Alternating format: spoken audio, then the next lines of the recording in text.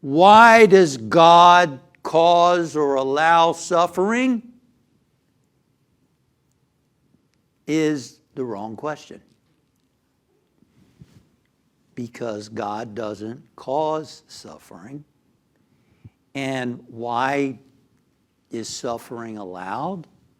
Because if we didn't have freedom of choice, we would be puppets.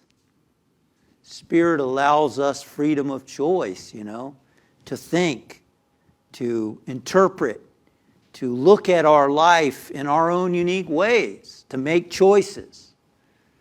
God doesn't make somebody just eat fast food all their life and then experience the consequences of that.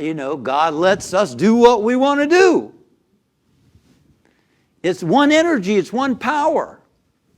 This presence is everywhere present, in all and through all. That's what the great saints and sages tell us. And as the Hebrew Bible says, it's everlasting love.